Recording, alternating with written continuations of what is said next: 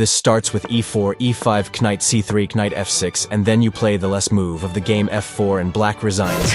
This is a combination of few openings but mainly focused on the Vienna gambit. And this is the most feared opening on planet Earth. Even though you are gambling a pawn they can't really take, because then you attack the knight. And knight has no moves, so black must move the knight. But if they play queen e7, pinning your pawn to the king, they are fucking stupid, because it's even better for you. You play queen to e2, which is a useful move in this opening, and again, knight has to move back. Then you must remember after that knight moves, queen h4 check becomes possible. So you need to stop that by playing knight f3. Do not forget that. Whenever their knight moves, your knight comes. Now black needs to get rid of this pawn because their knight is stuck. So they play d6 attacking the pawn. Then you play knight d5 attacking the queen and black will quit chess. Because a pawn and the knight controlling this diagonal. If queen goes here, you play knight c7, forking the queen. So queen must go to d7 or d8. Then you take the pawn with a discover check. If they go here, you take the pawn, and black's only move is to sacrifice the queen. This is called harassment. Black's best move here is to file a case against you. But don't worry, if you subscribe to me right now, I will be your lawyer. Do it now. But if they block in this position, you can win the rook or two pieces. So they can't play queen e7 to pin the pawn. They must move the knight immediately. Then you play knight f3 to stop queen h4 check.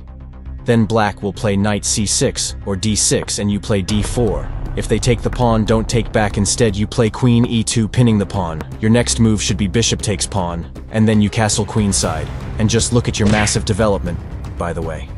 If black takes this pawn, which is a horrible move, you take back and play bishop e5 attacking the queen. And after queen moves you play bishop g7, discover check on the king and you win the rook. Those dumbass idiots will cry while you enjoy their pain.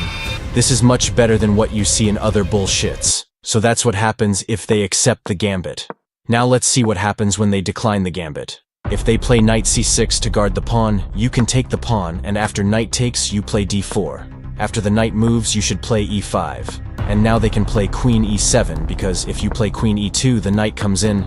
But if the knight was here, then you can, so you should block with the bishop instead. But this is the most played move, and then you play knight f3. Then you can play same moves like before. Or you can pin the knight. If they attack, take the knight and damage the pawn structure immediately. And if they don't play queen e2 after knight goes here now, you play bishop c4. And your next move is to castle short because you are going to attack this. And if they take this pawn attack the knight, now you play knight g5, sacrificing the knight. If they take the knight, you play bishop f7, check queen e2, check rook d1 check, and you get a free queen. They can do nothing but to watch you destroying their entire house.